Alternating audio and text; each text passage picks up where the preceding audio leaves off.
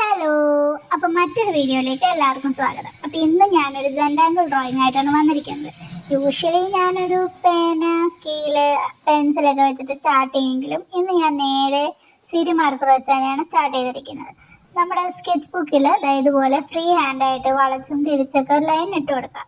സത്യത്തിൽ നമ്മൾ നേരെയാണ് ലൈൻ ഇടേണ്ടത്. പിന്നെ എൻ്റെ ഒരു കഴിവനുസരിച്ച് വളഞ്ഞു പോയതൊന്നും കാര്യമാക്കണ്ട. നിങ്ങൾക്ക് സ്ട്രെയിറ്റ് ആയിട്ട് ഇടാൻ അറിയാമെങ്കിൽ അതുപോലെ ഇട്ടോ. എനിക്കാണെങ്കിൽ ക്യാമറയും ഇരിക്കുന്ന സ്പോട്ട് എല്ലാം കൂടി വെച്ചിട്ട് എനിക്ക് നേരെ ലൈൻ വരയ്ക്കാൻ പറ്റുന്നുണ്ടായില്ല. അങ്ങനെ ഞാൻ അടിയിൽ കൂടി മേളിൽ കൂടിയൊക്കെ കുറച്ച് ലൈൻ ഇങ്ങനെ വരച്ചു കൊടുത്തു. ഇനി നമ്മൾ എന്താ ചെയ്യണമെന്ന് വെച്ചാൽ ഇങ്ങനെ ഒരു പാറ്റേൺ ഇതുപോലെ വരച്ചു കൊടുക്കുക. അപ്പം ഇതൊരു ഇല്യൂഷൻ ഡ്രോയിങ് ആണ്. അപ്പം പാറ്റേൺ വളഞ്ഞു പോയെന്നൊന്നും പറഞ്ഞിട്ട് പ്രശ്നമില്ല. നിങ്ങൾക്ക് എങ്ങനെ വേണമെങ്കിലും അത് ഡ്രോ ചെയ്തെടുക്കാം. ഇനി നിങ്ങൾ എന്താ ചെയ്യേണ്ടതെന്ന് വെച്ചാൽ അതിൻ്റെ ഓൾട്ടർനേറ്റ് ബോക്സസിലായിട്ട് ഇതുപോലെ മാർക്കർ വെച്ച് കളർ ചെയ്ത് കൊടുക്കും. അപ്പം CD മാർക്കർ തീർന്നു പോകല്ലോ എന്ന് കരുതിയിട്ട് ഞാൻ ജസ്റ്റ് നിങ്ങൾക്ക് മനസ്സിലാകാൻ വേണ്ടി ഓൾട്ടർനേറ്റ് ആയിട്ട് കൊടുത്തു.